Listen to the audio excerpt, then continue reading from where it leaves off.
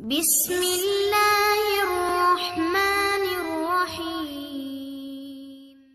دوستو، جب سے ہی ارطغرل غازی سیریل شروع ہوا ہے، ہر کوئی اس کا دیوانہ ہو گیا ہے۔ اس سیریل کی ہر طرف چرچے ہیں اور ہر کوئی اس کو دیکھنے کے لیے بےتاب ہے۔ اس سیریل نے بے پناہ شہرت پائی ہے اور کئی ریکارڈ بھی توڑے ہیں۔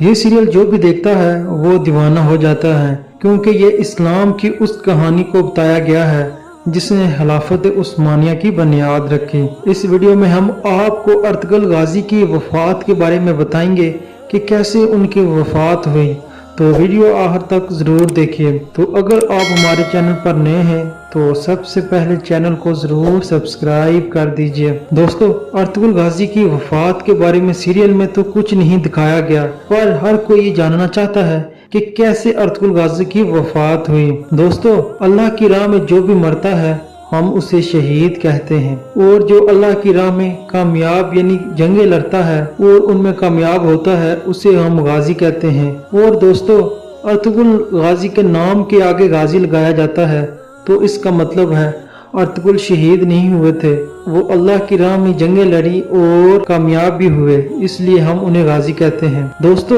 آپ کو بتاتے جائیں کہ 1279 میں ارطغرل غازی کی صحت خراب ہونے کی وجہ سے اپنے سب سے چھوٹے بیٹے عثمان کو نیا سردار مقرر کیا، کیونکہ آپ کی صحت سرداری کی اجازت نہیں دیتی تھی، اس لیے بیٹے عثمان کو نیا سردار مقرر کیا تاکہ وہ اسلام کا نام اونچا کرے اور کافروں کا سر کچلے۔ ارطغرل غازی کا بیٹا عثمان ارطغرل کے باقی بیٹوں سے ہوشیار، طاقتور تھا اور عثمان میں اسلام کا نام اونچا کرنے کی صلاحیت بھی موجود تھی، اس لیے ارطغرل غازی نے عثمان کو سردار مقرر کیا۔ اور 1281 میں ارطغرل غازی کی صحت خراب ہونے کی وجہ سے ارطغرل غازی نے وفات پائی، مطلب کہ عثمان کی 2 سال کی سرداری کے بعد ارطغرل نے وفات پائی، جو کہ عام موت تھی۔ آپ شہید نہیں ہوئے تھے، اللہ نے آپ کو کافی عمر دی تھی اور ارطغرل نے اسلام کا نام روشن کیے رکھا۔